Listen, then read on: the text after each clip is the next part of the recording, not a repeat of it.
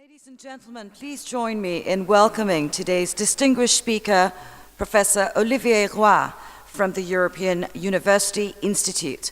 Professor Roy, Middle East Institute Chairman Bilahari Kausikan, members of the diplomatic community, honorable guests, ladies and gentlemen, welcome to the 5th SR Nathan Distinguished Lecture organized by the Middle East Institute of the National University of Singapore, which is proudly sponsored by the Keppel Corporation. I am pleased to now invite the chairman of the Middle East Institute, Mr. Bilahari Kausikan, to kick off the afternoon's proceedings with his welcome address. I am tempted to say my address is care of the Middle East Institute, National University of Singapore. But let me say a few words.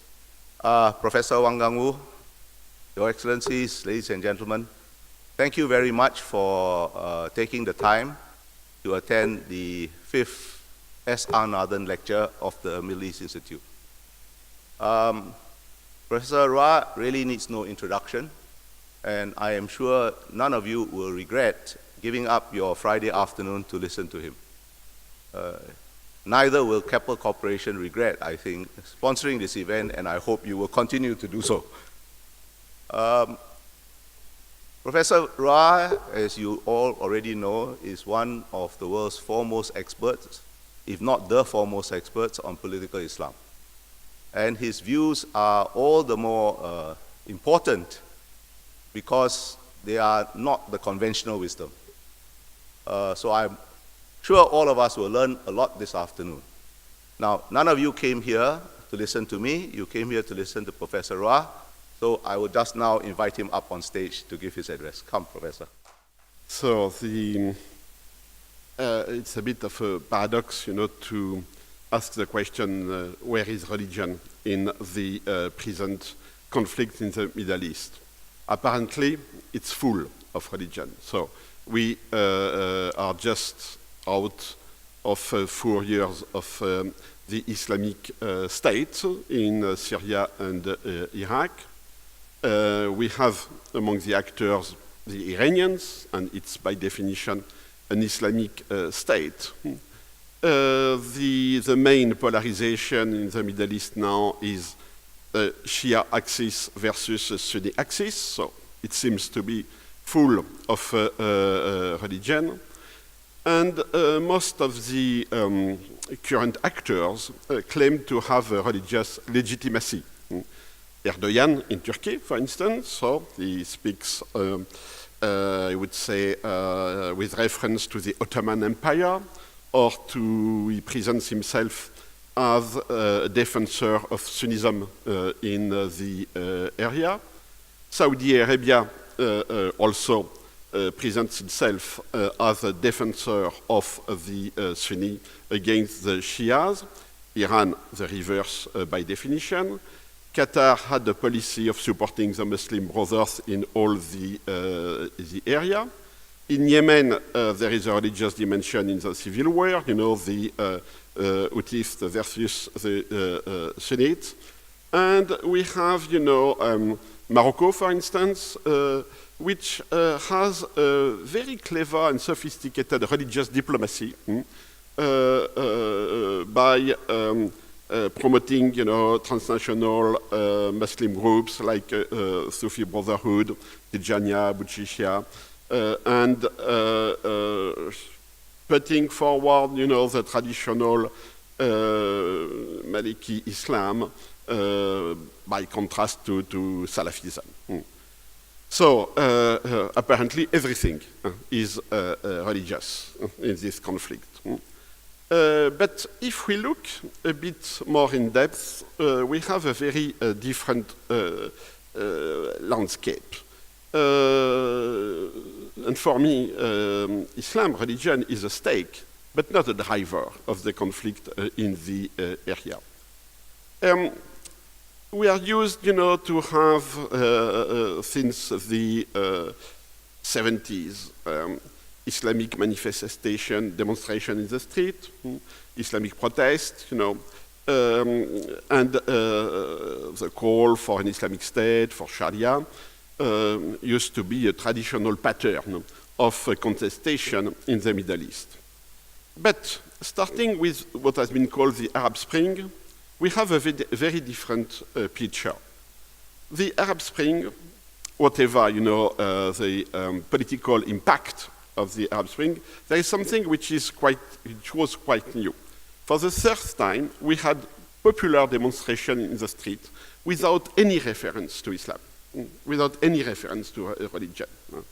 It was about different things, democracy, human rights, and it took, in some countries, a nationalist or patriotic turn, but it was never about implementing Sharia, an Islamic state, and so and so.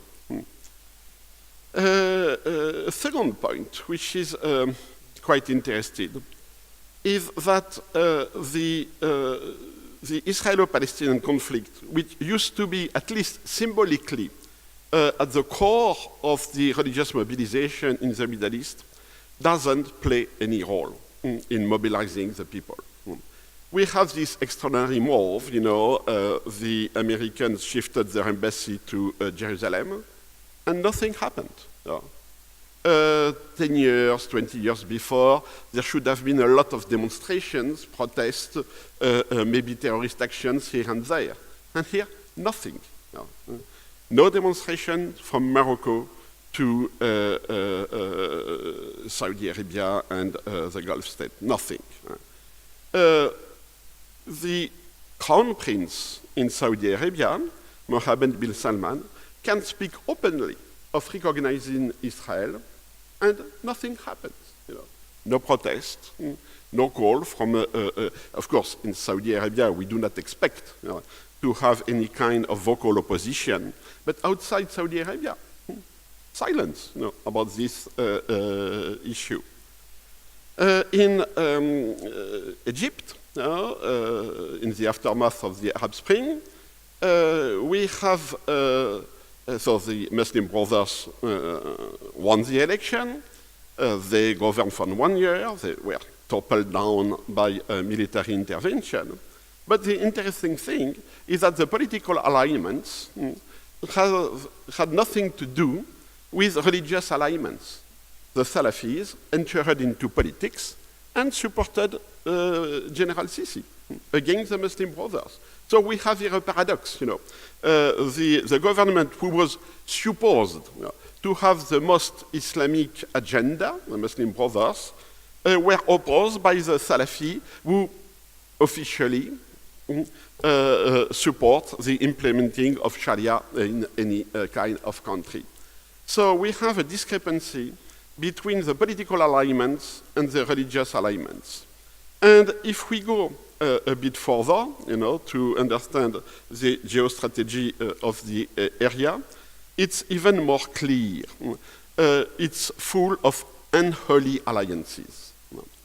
Let's take Turkey. So, clearly, Erdogan has religious narrative, It's not about Sharia. It has never been about Sharia with Erdogan. It's with reconnecting with the Ottoman tradition and playing a role in the area in the name of this Ottoman legitimacy, in a sense, because he considers himself as the heir of a tradition of unifying at least the Sunni Muslim world in the Middle East. And he claims to be the potential leader of a Sunni coalition. But what are the real alliances of Turkey?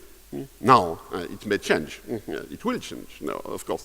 But now it's Russia and Iran.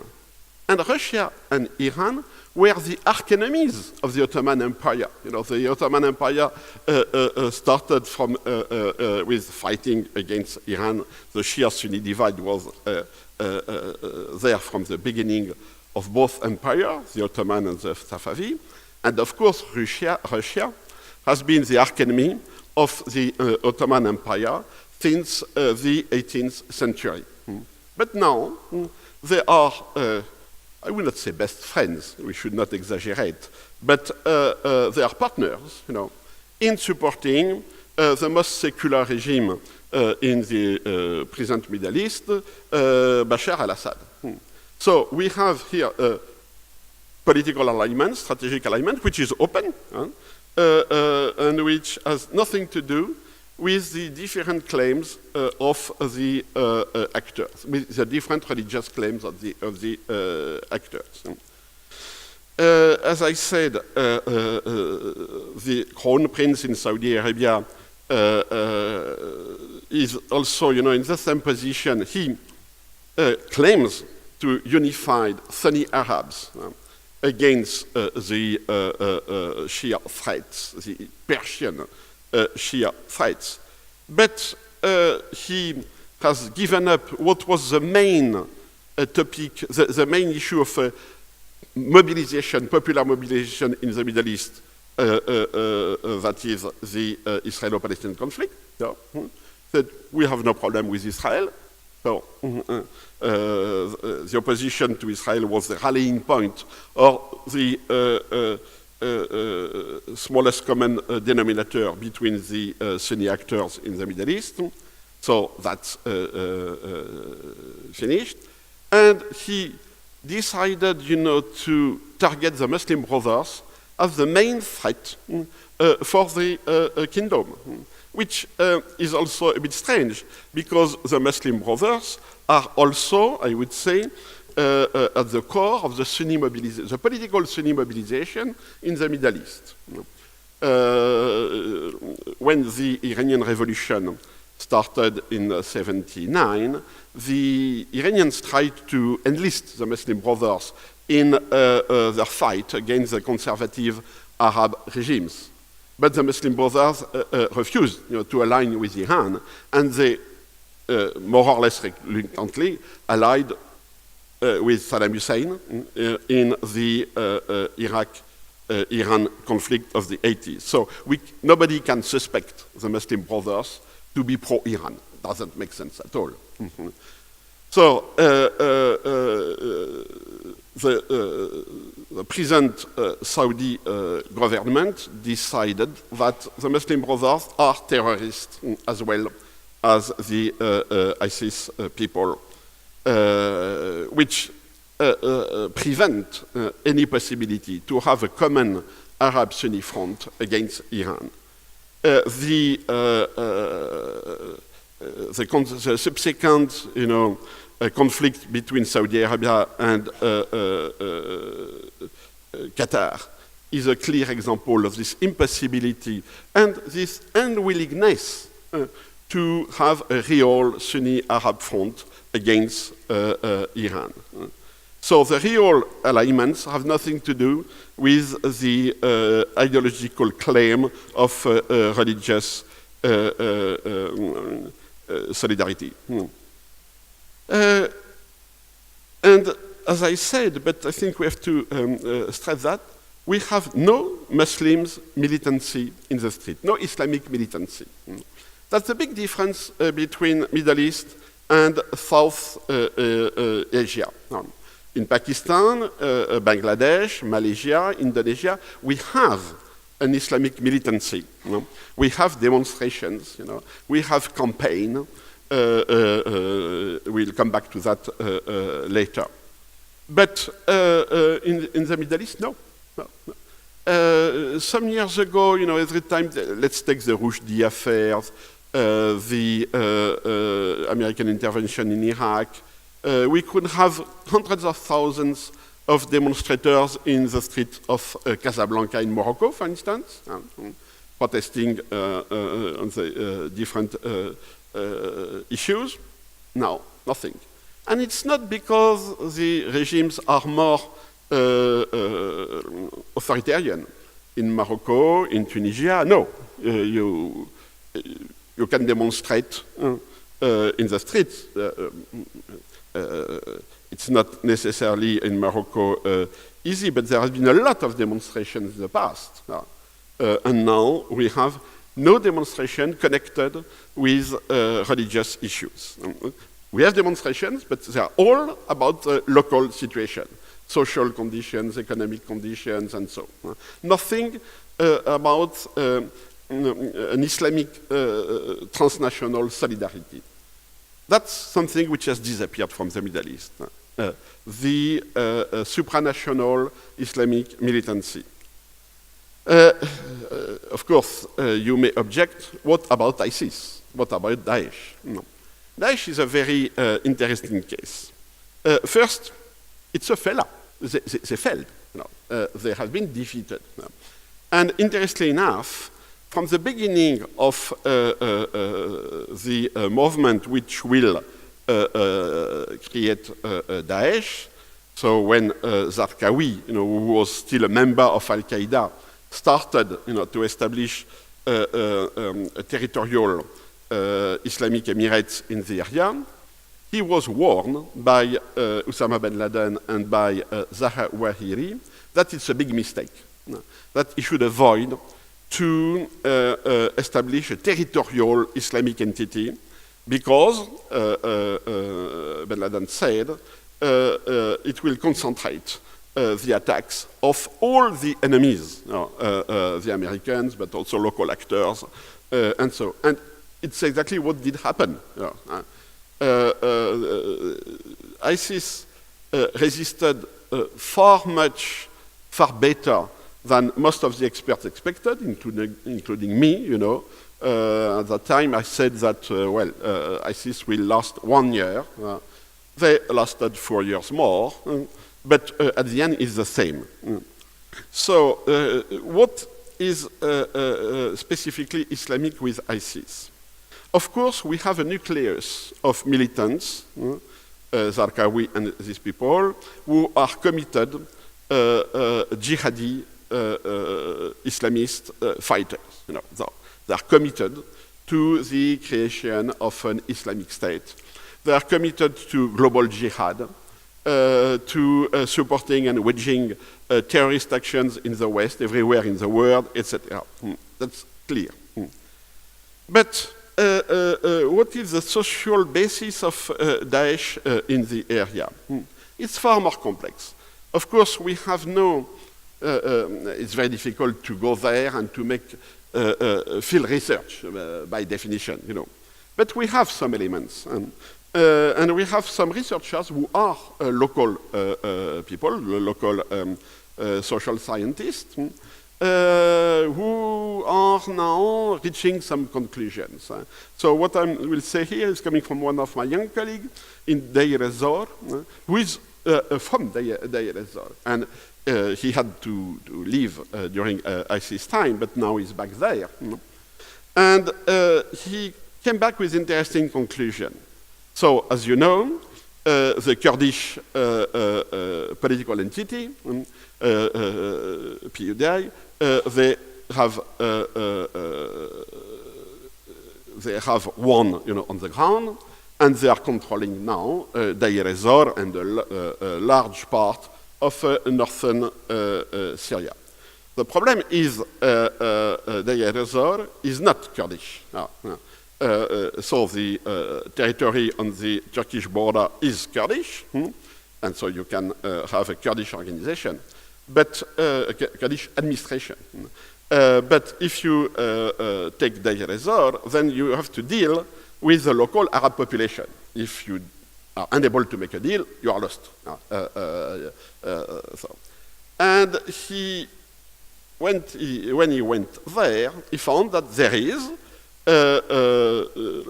an administration, political administration, and military administration, manned, staffed by local people, local Arabs.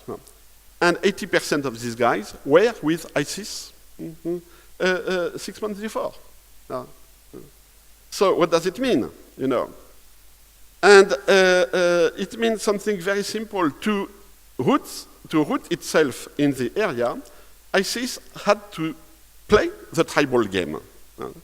So to find allies, and of course the tribal game is always complex because it's a game of rivalries between clans, different tribes, Rivalries for many things, for, of course, for wealth, for land, for water, but also for power. And officially, ISIS was opposed to the tribal system, officially. They wanted to destroy the tribal system and to replace it with an Islamic state.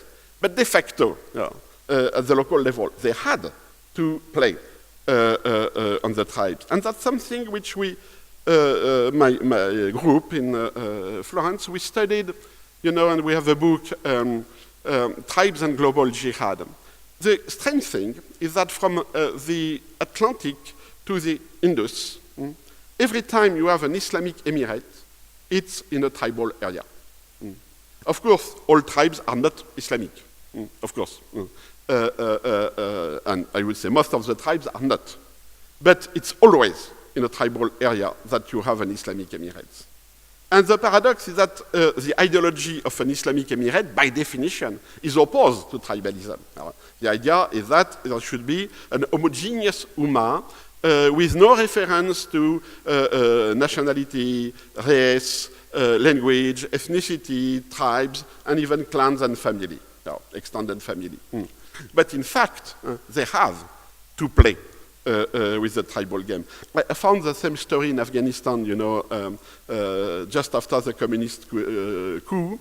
The communists, of course, were officially opposed to the tribal system, but by studying the Communist Party, it was absolutely obvious that the party was structured by tribalism.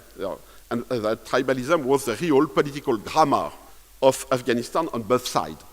The Islamists and the communists, which explains a lot of things. You cannot understand the Taliban if you ignore the tribal dimension.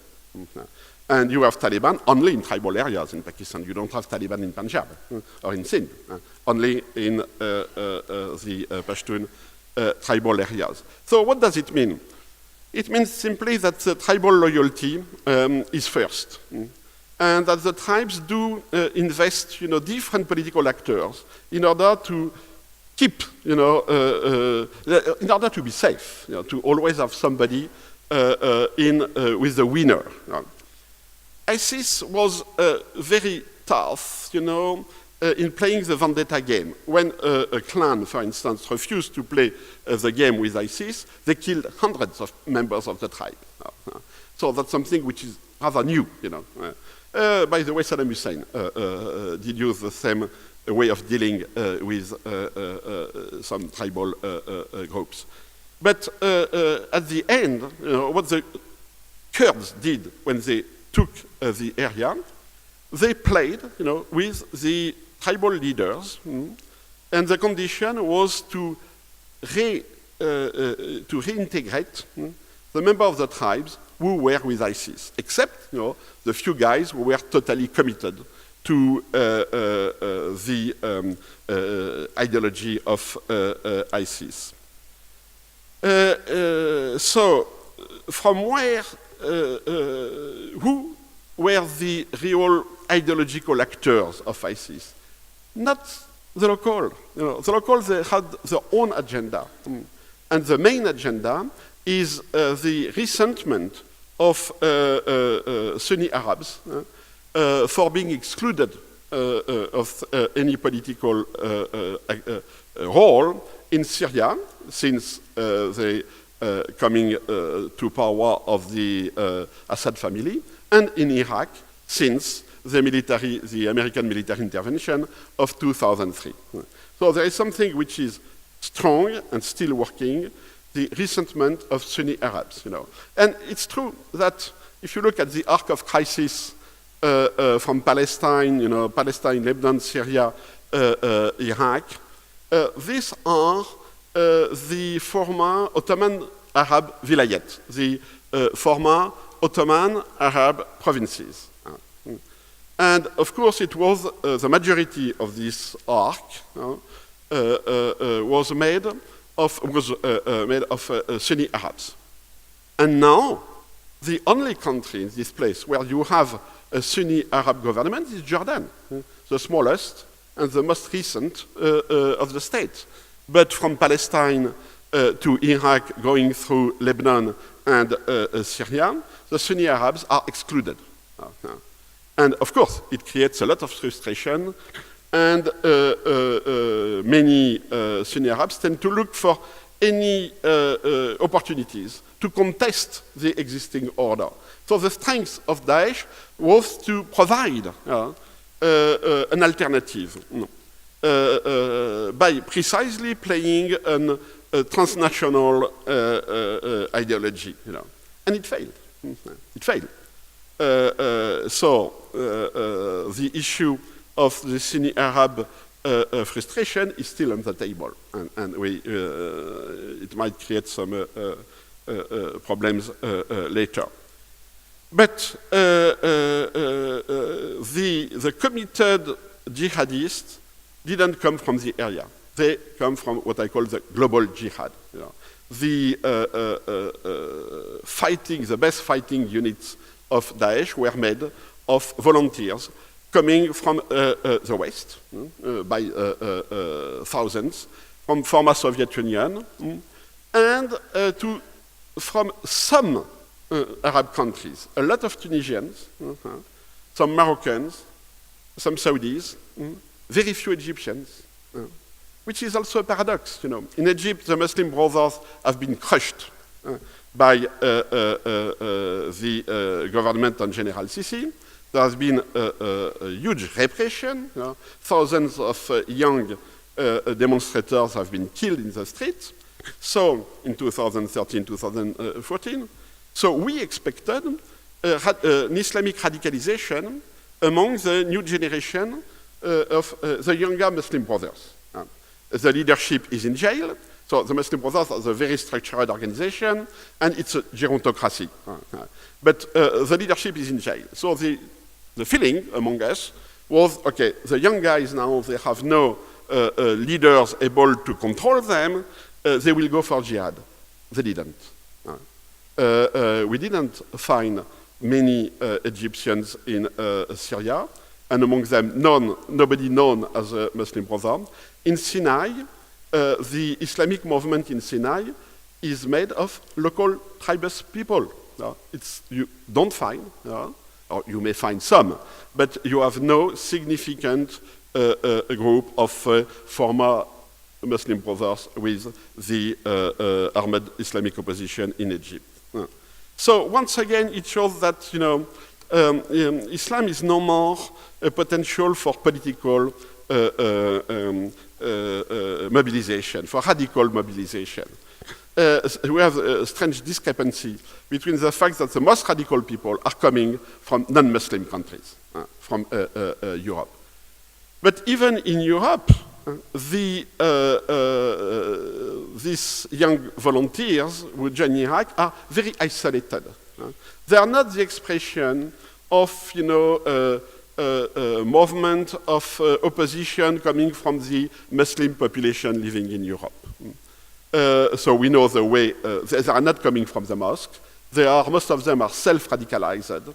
And we have an astonishing percentage of converts. 25% of the volunteers coming from the West to fight with ISIS in Syria and Iraq were and are converts.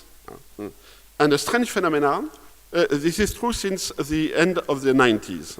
At that time, they used to join Al-Qaeda. But the proportion of the converts is the same, has been the same for 20 years. The new thing is the feminization. We have more and more women, young women, joining jihad. So the conclusion is that jihad is not really taking roots in the Middle East, where the place of waging jihad, it's not waged by local people. Or when they claim to wage a jihad, it's for local reasons and conditions. So it doesn't mean that Islam doesn't play a role. But here we have to make a distinction, as I said, between the Middle East and South and Far East Asia.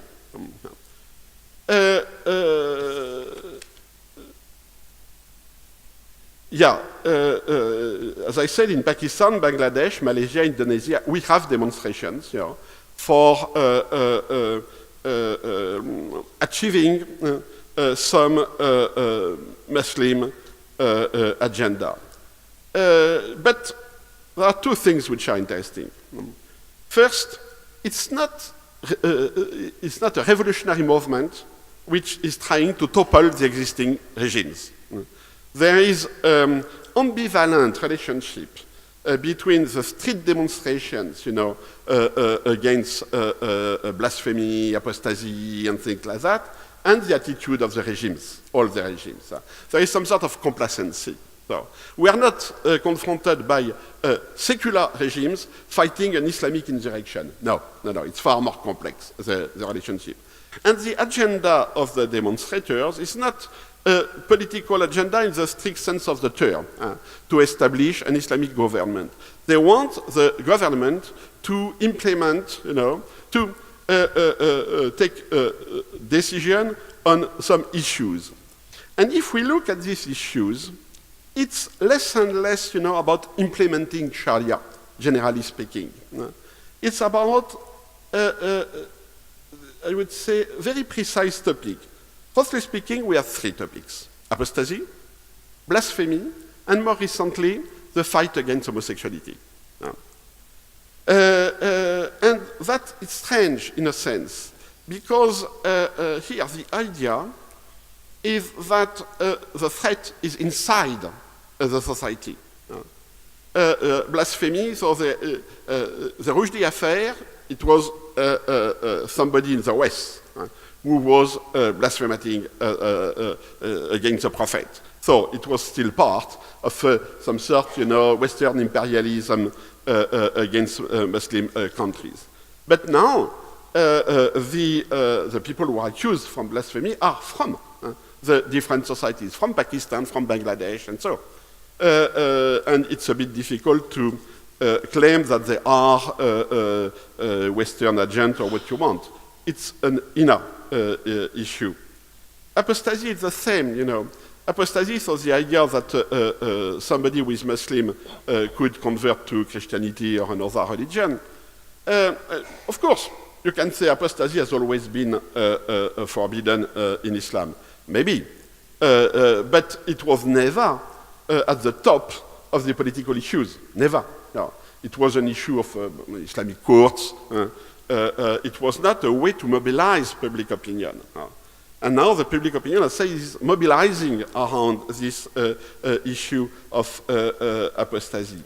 What does it mean? It means that there is a sense of fragility of the Muslim community, that it might disappear, that people might leave Islam, and that we have to fight to close the boundaries, to close the door.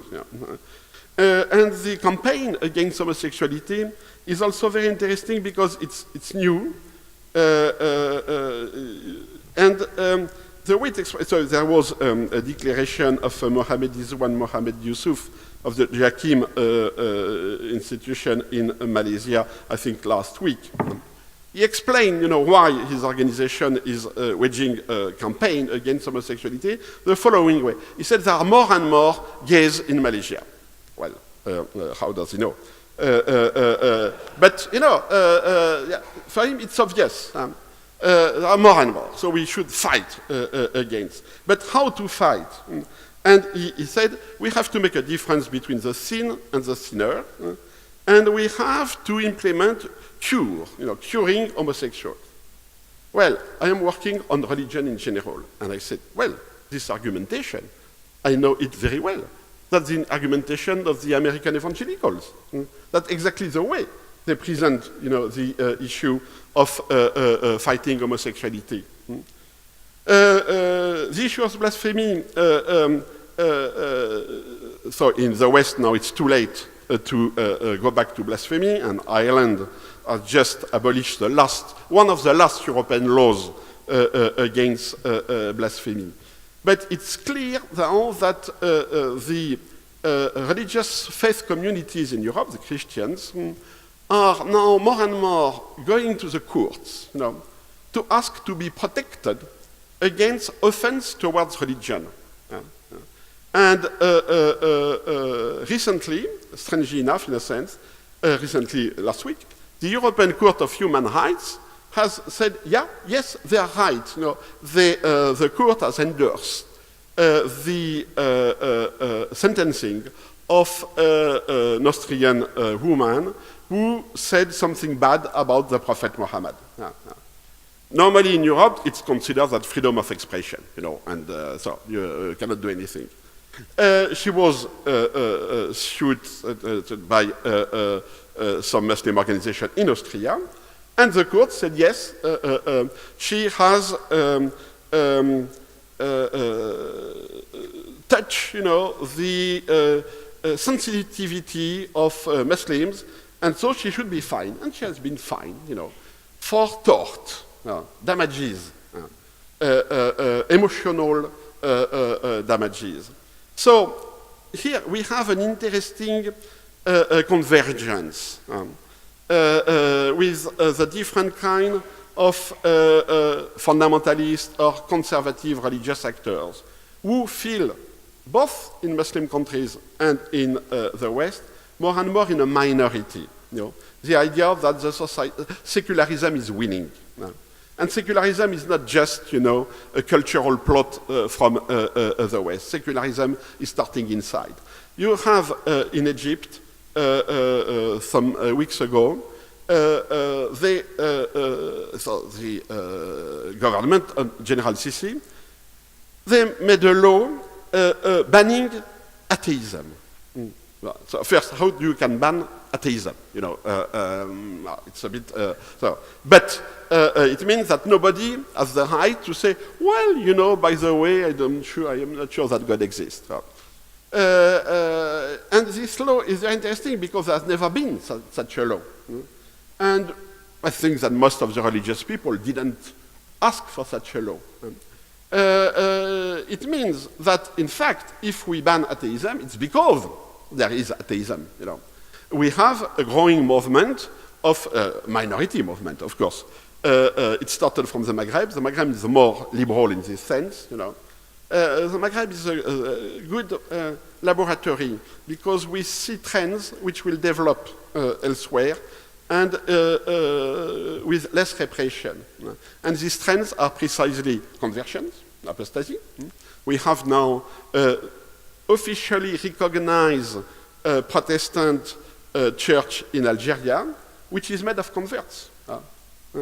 Of course, when the head of the church asked to be recognized as the general secretary of the Protestant church, the government, the administration first said, no, you are a Muslim.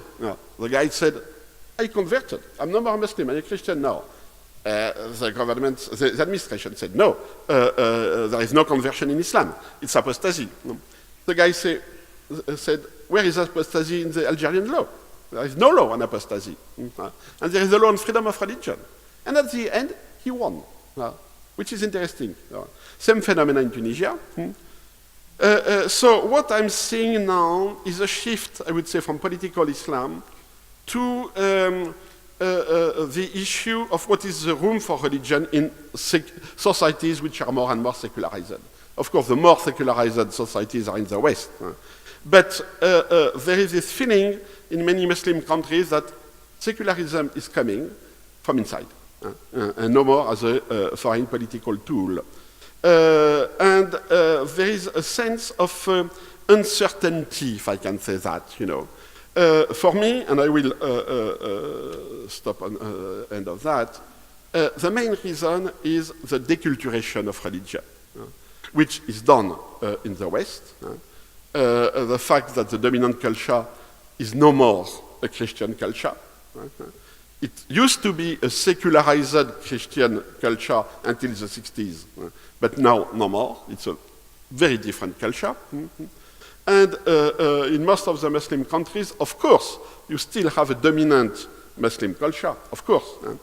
But the traditional forms of Islam are more and more undermined by globalization, by urbanization, by mobility, by demographic changes, and by, I would say, a collapse of clerical institutions. The states have the control now of the clerical institutions. They took control from Morocco to Malaysia. They took control. When you have an official clergy where the imams are civil servants, you do not have, the spirituality that many people are looking for in faith communities. The statization of religion is a way, is a tool of secularization of religion everywhere. Of course, we have, and in Indonesia, for instance, a lot of religious faith brotherhood, not in the sense of Muslim brothers, but religious non-state brotherhood, association, fraternities, and so on, which are under the state structure and where people join voluntarily and could express culturally embedded and socially embedded Islam. But the states are going against that. A good example, and it is Malay's point, take Turkey. Turkey, the AKP, is a political organization. The AKP never constructed a religious organization. They never had imams, mosques, religious institutions, and things like that. It was a political movement. Beside the AKP, you had the Gulen movement. The Gulen movement, at the beginning, was the reverse. Yeah. It was a civil society movement, a brotherhood, which was totally outside a state structure, and which was which aim was to bring new generation of religiously trained middle class and civil servant people who will then join the civil service. So the alliance was obvious.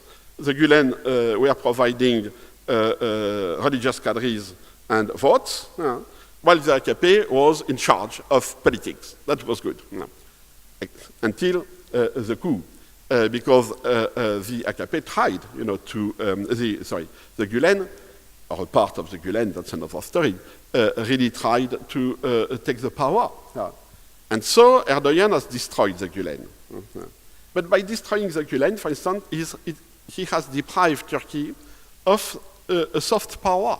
The Gulen were very active abroad. They had networks of schools, predicators, and they were a good support of Turkish soft power. And it has been destroyed by Erdogan himself, who, of course, is politicizing religion, and more than that, transforming religion into a state structure, which, in a sense, is the end of real religion. So we have these problems now almost everywhere. The policy of Islamizations, paradoxically, are ending into a form of secularization of the Muslim countries, and the most obvious example is Iran, which is probably now, after 30 years of Islamic regime, the most secular society in the Middle East. Thank you very much. Thank you. The death of the Islamic State? Or do you see that ISC is morphing into another entity? It is taking the shape of another organization, another structure. Thank you. As I said, we found that all Islamic Emirates are, in fact, hinged on local situation of conflicts. And from Atlantic to Indus, it's tribalism.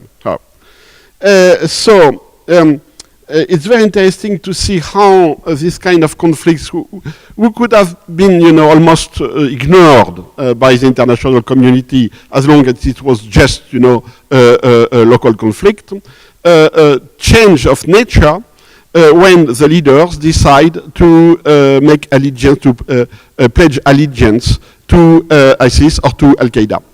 And, they are very opportunistic on that. Before 2011, they used to pledge allegiance to Al-Qaeda. And then, well, ISIS was there, so they said, okay, we pledge allegiance to ISIS. Now what they will do, we'll see. So it means that it's not really globalization of ISIS. It's some sort of a proliferation, from spot to spot. It's not a general movement. The rest of the population doesn't follow. And why some leaders, very often it's the case in Mali, for instance, some Tuareg leaders, they were not Islamist at all. And one morning they come, and so they call for jihad, and they say, now we are part of ISIS.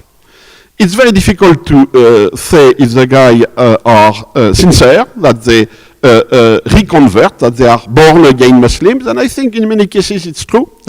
They reshape them, not only the movement, but themselves, in an Islamic form of expression. But as I said, we have an Islamization of traditional conflict. Yeah. Smuggling is recast, in some sort of internalization. The fight against the state. Instead of fighting the state from below, they fight now the state from above, saying we represent a transnational movement, and you, the state, you are just, a local actor, So they revert the traditional relations between the state central and the tribes peripheric. Now they are the center. Of course, they have also for the militants more motivation, and they can enlist volunteers from abroad who usually are very good fighters. But except ISIS here is an exception. ISIS gave responsibilities to foreign fighters. While in Mali, Yemen, Taliban, other areas, we have no evidence that the local Islamic Emirates is giving any responsibility to foreign fighters. The foreign fighters are here as first line and suicide attackers. So it's a benefit, a side benefit from joining global jihad. You have new troops, better troops, but in fact the game at the local level is political and anthropological in a sense. So it's why we should never forget to have a political perception of this kind of conflict instead of having an ideological perception of this kind of conflicts. Thank you.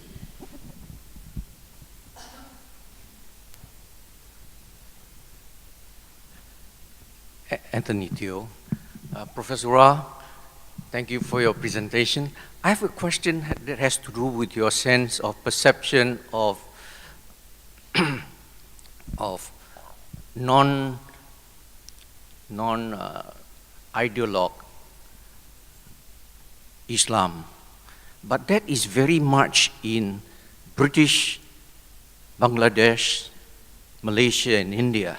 But when we come to the Maghreb, which is Morocco, Algeria, and Tunisia, then the most fragile place seems like Tunisia. Whereas in Morocco, the Franco-Moroccan Islamic political approach and the Algerian FLN, Fifth Republic type, is the same group, have that stability.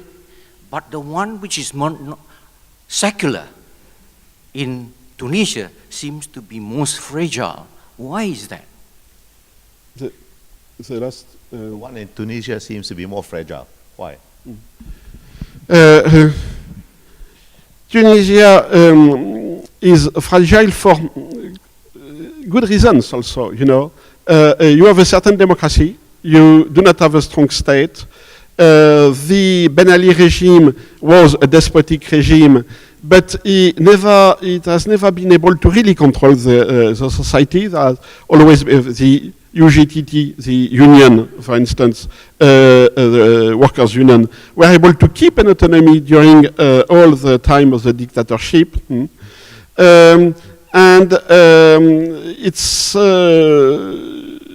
It's an open country. I think that more than 10% of the Tunisians don't live in Tunisia. They are in France, in Italy, in the USA, and so. So you have a lot of going.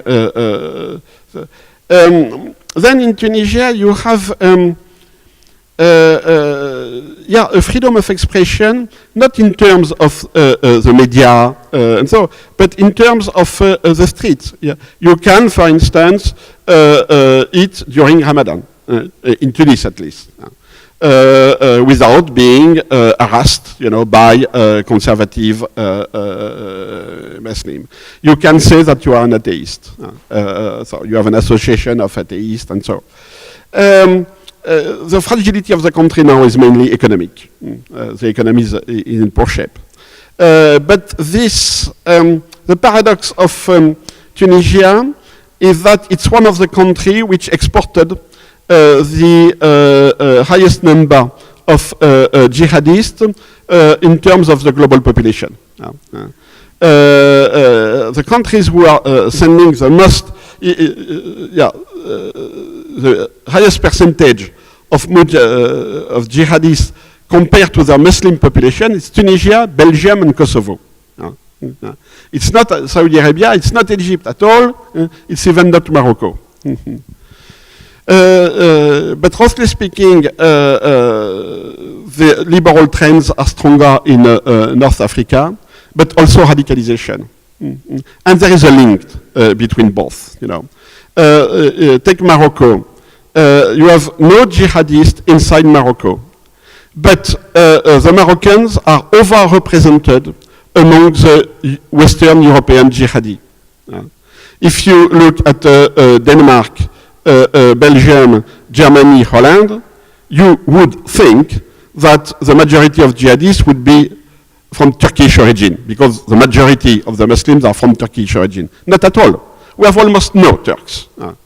No first, second, or third generation of Turks among the jihadi. It's a total exception. But we have Moroccans, second generation Moroccans. The most represented group among the jihadists are second generation Moroccans in France, Spain, Belgium, Holland, Denmark, and so on and so on. And I think that the issue here, it's the highest level of deculturation of Islam. Because one of the big issues of the Maghreb is the issue of language and of education. It's not just two languages, it's three languages, and sometimes four. You have your family the native language, which could be Darija, so the Arabic, the local Arabic, which should be Berber.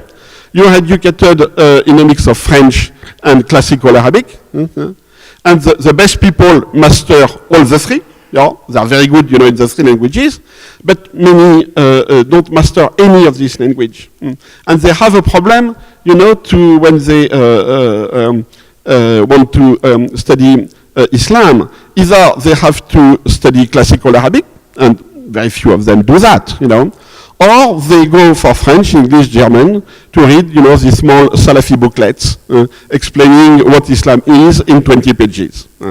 So it's in the Maghreb that we have the highest, I would say, intensity of deculturation, and hence, answers to this deculturation, either by reculturation or acculturation, or precisely going for global jihad. Thank you.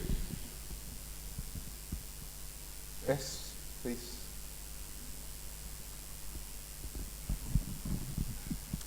Yeah, my name is Enes Sobrama with the Netherlands Embassy here.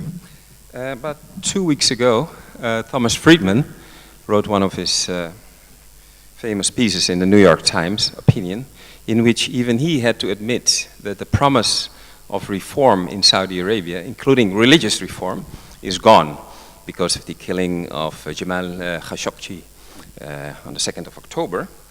And the position of Mohammed bin Salman is becoming a bit shaky there. So my question to you is that true?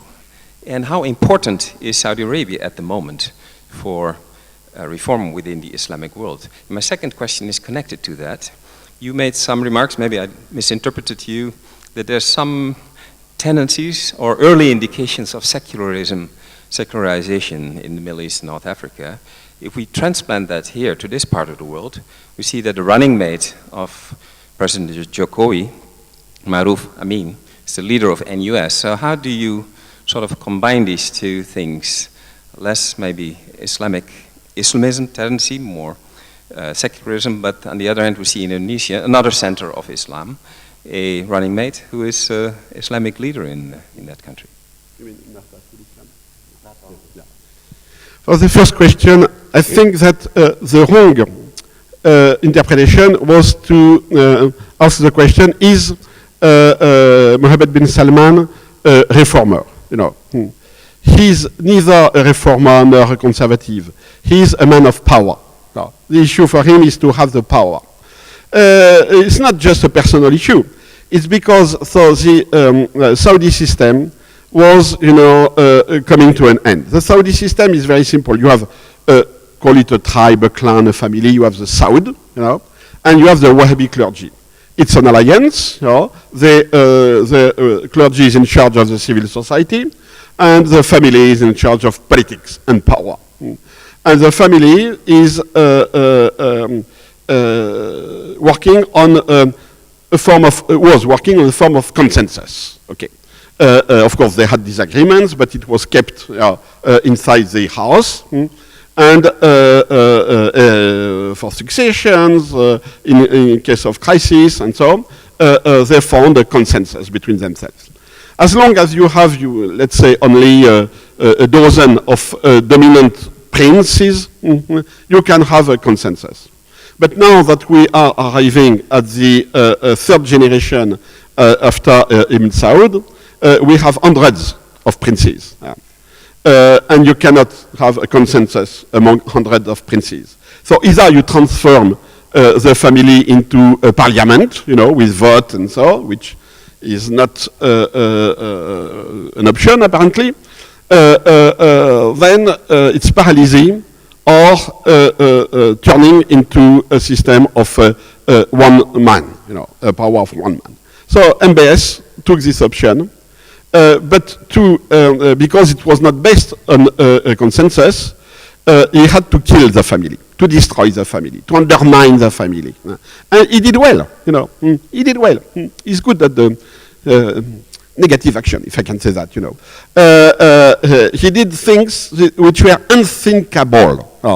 Putting his cousins in jail, racketing them, ransoning them, and so and so. Lacking respect for older people, insulting, uncles and things like that. Something which is unheard of. And for me, it's also part of the deculturation process. Not only he didn't respect, the political code of the family, but he didn't respect politeness, courtesy, the code of honor and attitude that is very important, or at least was very important until now. For the Wahhabi clergy, it's the same thing. He's not a reformist in Islam. For him, it's just a matter of power. Once he has destroyed the family, he had to destroy the clergy, or at least to deprive the clergy of any pretension to political power. So he did that, in 1 week. It's done. And all the sheikhs say, okay, yes, I have nothing to say about politics. I'm in my house, don't worry, and so on. So. But the consequences are tremendous, because he destroyed also the prestige of the Wahhabi clergy. For many, for instance, you take these young guys, in France, Germany, Great Britain, who self-radicalize on internet and so on. Many of them go for, they don't all go for terrorism at all. Many of them go for Salafism. And because they didn't listen to their parents, because their parents are out of the game, they are looking for share, shayur on internet. And they speak between themselves about who is the best share. I'm asking a fatwa, is camembert halal, for instance? May I eat French cheese? This kind of very important question. And they always find, Mullah online, fatwa online, and so on. And the Saudi shayur, they had a prestige, they had a prestige. And suddenly, well, they lost their prestige. They are just now, apolitical, and they obey, this young prince. In Egypt, the Salafi are going for politics. So there is the idea that Salafism is not a political alternative, but a different way of life. Once you join Salafism, you are in a different world, and you can despise the real world. It's dead now.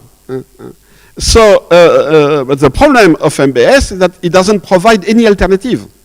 The only political alternative that he has is force. We can say that the Khashoggi affair is more a fault than a crime, maybe. But it shows that he has no other way to ensure his own power. And he's right, he's in danger now, because there is no alternative. So he has fragilized, the system, the Saudi system, and he has undermined the international Wahhabi and Salafi, it's not a system, it's not an institution, but a vision, without providing any kind of alternative, neither political nor religious. So it's why it's very fragile. And as far as Nahdlatul Islam is concerned, I think that I mentioned briefly that I don't know about Indonesia, so it's why I don't want to, to speak about the countries where I have not been, didn't meet the people, and so. But of course, I'm part of an institution. We have colleagues who are working on that, and we exchange, we discuss. As I said, the alternative of this statization of Islam, this institutionalization of Islam, which is done, by the way, not only in Muslim countries, but in the West. The dream of the Western government is to have a national Islamic church. They want to institutionalize Islam, which is total contradiction for secular states. But that's the official policy in France, for instance. It will never work, but it's the policy. So the alternative, of having either the Salafi who, in fact, enjoy deculturation because they don't care about cultural Islam, and to avoid this dryness of an official Islam, is to have this kind of civil society faith communities, where you find outside politics a spiritual environment, a form of solidarity. And the interesting thing is that we have the development of this kind of brotherhood, fraternities, communities, in countries like Indonesia, in Turkey, until, the government put a limit to that, but also in Catholic countries. Now, in Catholic Europe, the influence of the church is very low, very low. The attendance of Mass, for Mass, is under 10% everywhere except in Poland. And it's even going now around 5% of the population. But you have an increase of non-clerical faith communities, like Comunione Liberazione in Italy, Sant'Egidio, the Focolare,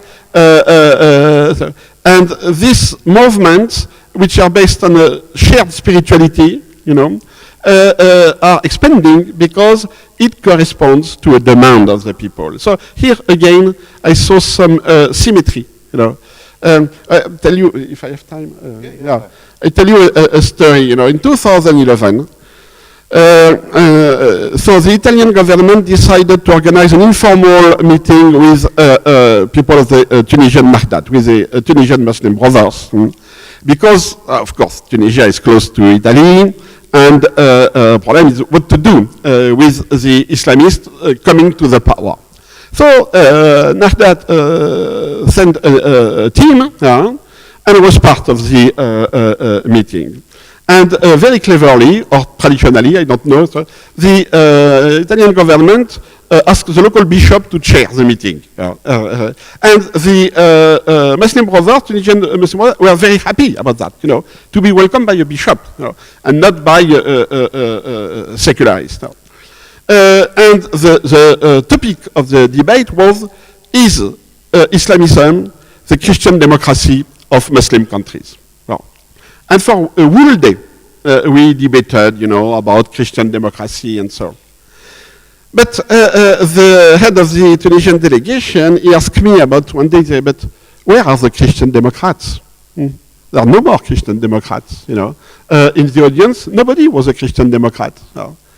And I told him, no, they are not Christian Democrats. The guys, there were many diplomats, Italian diplomats. The guys are not Christian Democrats. They are part of the Focolare movement, which is a kind of recognized by the church, of lay fraternities, where people, they pray together, they put their money, together, they and very often they marry together. So of course, there are some priests among them. That's the guys you are discussing with. And he told me, see, that's interesting, We don't care about Christian democracy, it's past, What we are interested in is how to keep our faith, how to be good Muslims, and how to enter into politics, but not with an ideological Islam. How to combine, our faith as individual and citizenship. And he found that the model, the Italian model, very interesting. I don't know what they are doing with that, but the idea that Ranucci is pushing, is we should stop to put Islam in politics. But we are Muslims, and we are proud to be Muslims. So how to combine both? And so as I told him, the Italians are trying to sell you second-hand cars, but you have to go to the real thing, because there is something in the Italian society which is interesting and could be helpful for you. So it's on what I am working now, this kind of transversality. Thank you. We still have some time. Does anybody have more questions?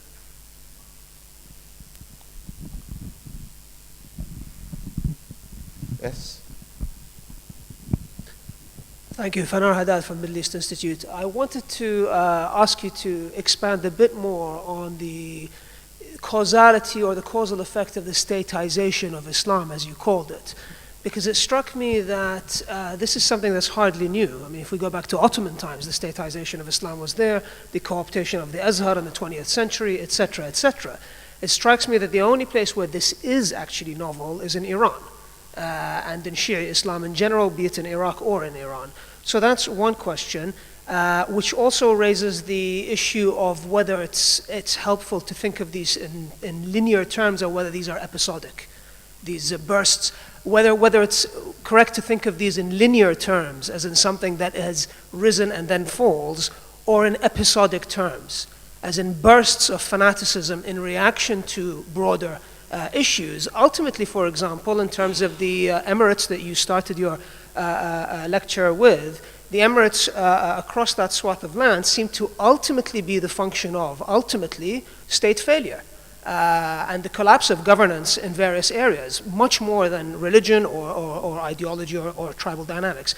The second question I'd like to ask you, again to bring it back to Saudi Arabia, isn't there the possibility that Mohammed bin Salman's crackdown on the clergy has created many living martyrs? And it strikes me that these living martyrs are the very same clerics that the young European men and women that you mentioned used to refer to. I'm thinking of Awad al-Garni, I'm thinking of Safar al-Hawali, Salman al-Auda. They're all still alive and they refuse to yield.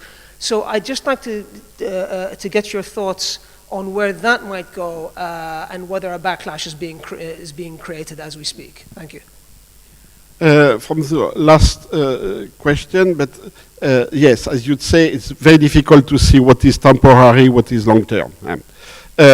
So we don't see any cult of martyrs as far as the Salafi leaders who are jailed or under pressure from the Saudi government are concerned.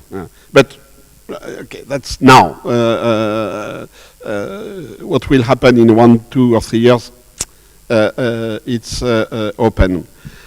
From the first part, what I call statization is not political control. You always had a political control of Islam by any kind of de facto power in Muslim countries. What we have is a transformation of the clerks into a state bureaucracy. So it's something more in depth, more important.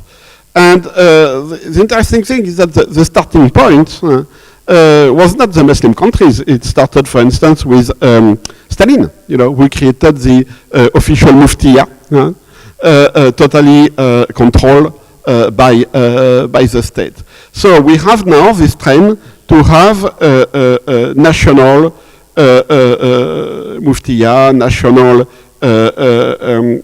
Shahrul Islam, homogenization of the training, hierarchy between the different imams, the fact that the state administration is in charge of producing the preaches, controlling the books, and so on and so. That's a general trend, statization of the clergy. In Iran, it's different between the clergy.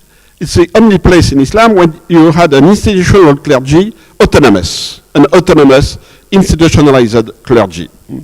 And this tradition is under threat of politicization. They are eaten by the state, if I can say that. In Iran, they often speak of the state mullahs, the mullahs who played politics. And I think that what was typical of Iran, the juxtaposition of a clergy and a revolutionary state, is now in jeopardy because I think that there will be a crisis after the death of Khamenei, the present guide. And there is no real clerical alternative. I don't see, I may be wrong, but I don't see any credible personality who could replace Khamenei and keep, this alliance between the clergy, or the majority of the clergy, and the state. So I foresee more or less the coming into power of the Pazaran, of the Revolutionary Guards, which will turn Iran into a far more classical military dictatorship. The exceptionalism of Iran, I think, is reaching its limits. That's so. And as I said, in the West, under different ways, our governments are trying to set up a good Muslim church. And by good, they mean moderate. And by moderate, they mean people, for the majority of the public opinion in the West, a moderate believer is somebody who believes moderately. And this is a problem, because when people are religious-minded, they don't believe moderately. So it's all the contradiction for a secular state to manage religion. Thank you. Yes, we have time for a couple more questions, I think. Yes. You have been one of the earliest writers, researchers on Islamism. You have made many predictions. I want to ask you of the key predictions that you made. What predictions have come true and what predictions have not come true? I have also a second question. we have seen Afghanistan emerging as a new epicenter or a renewal of threat. Movement of foreign fighters, even Southeast Asians have now gone to Afghanistan more recently. Do you think that the low-level conflict in Afghanistan will escalate by next year and in the coming years, and it will become another conflict of the scale and intensity of Iraq and Syria in the future? Thank you. Yes, so my main mistake was about Afghanistan. I thought that after the Western military intervention in 2001, that the Afghans would find, a way to not to go back to the good old times of the monarchy, but to establish an acceptable state, a weak state, of course, but that could be acceptable for the majority of the population. I didn't expect the Taliban to increase, in influence. Now, I always said that the key in Afghanistan is ethnicity. I always said that. And the Taliban, for me, are the expression of a Pashtun nationalism, which felt betrayed by the fact that the Western intervention ended with the people of the North taking the power in Kabul. And the people of the North, which I knew very well, have not been able to be at the, I would say, the level of the historical responsibility. So it's a political failure for everybody, Afghanistan. So the solution is negotiating with the Taliban, and the Taliban are not global jihadists at all. It's more what I call Islamo-nationalism. The Taliban always spoke of Afghanistan. They never speak about the Emirates of Khorasan and things like that. The Taliban always recognize diplomacy. They had the Ministry of Foreign Affairs. They had ambassadors. They learned a lot also. And now they're challenged by a more radical generation or local clans pledging allegiance to ISIS. So the Taliban are also under pressure. So I think that the political solution is possible, but the country is in a horrible condition. For the rest, my best prediction is the failure of political Islam, a book I wrote in 1991, when I said that the concept of Islamic State doesn't stand. So the Islamists, at that time it was Muslim Brothers, Jamaat, and so, had two options. One is going mainstream, like Erdogan, Hanouchi, etc., or neo-fundamentalism, which now could be termed Salafism.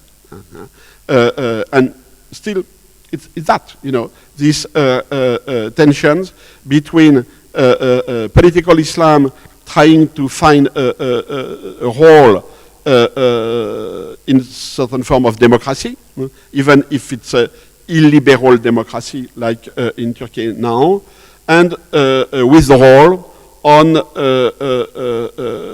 a strict application of not necessarily Sharia as a state law, but as a way of life. So that's my something stick. I've always said that, and